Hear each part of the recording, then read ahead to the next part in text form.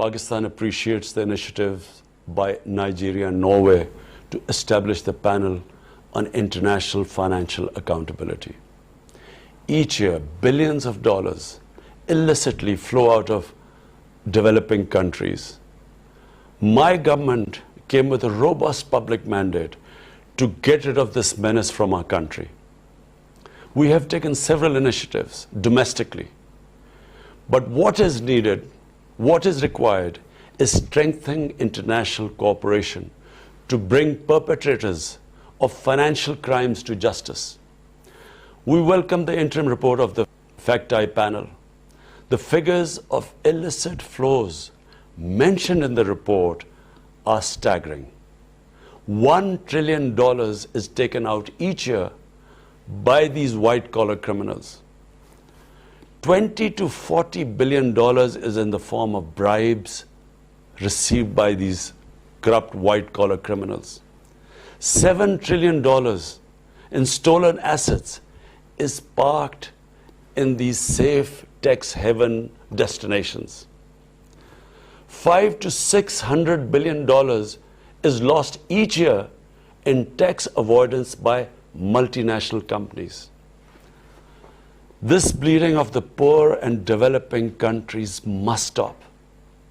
The international community must adopt decisive actions. And these are the ones I propose. Number one, the stolen assets of developing countries, including proceeds of corruption, bribery, and other crimes, must be returned immediately. Two, the authorities in haven destinations must impose criminal and financial penalties on their financial institutions which receive and utilize such money and assets. Three, the enablers of corruption and bribery, such as accountants, lawyers, and other intermediaries, must be closely regulated, monitored, and held accountable. Four, the beneficial ownership of foreign companies must be revealed immediately upon inquiry by the interested and affected governments. Five, multinational corporations must not be allowed to resort to profit shifting to low tax jurisdictions for avoiding taxation. A global minimum corporate tax could prevent this practice.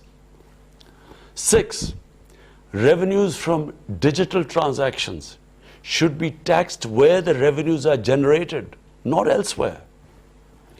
Seven, unequal investment treaties should be discarded or revised, and a fair system for adjudication of investment disputes set up.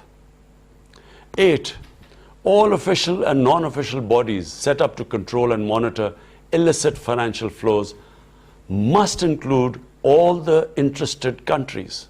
Nine, the UN should set up a mechanism to coordinate and supervise the work of the various official and non-official bodies dealing with illicit financial flows to ensure coherence, consistency, and equity in their work. The need of developing countries to protect and preserve their precious resources has become even more vital because of the recession triggered by COVID-19 pandemic.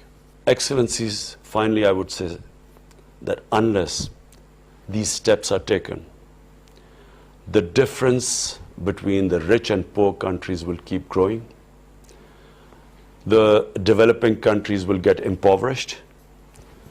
And what we see of the current migration crisis, this will be dwarfed by what will happen in the future if this gulf keeps growing.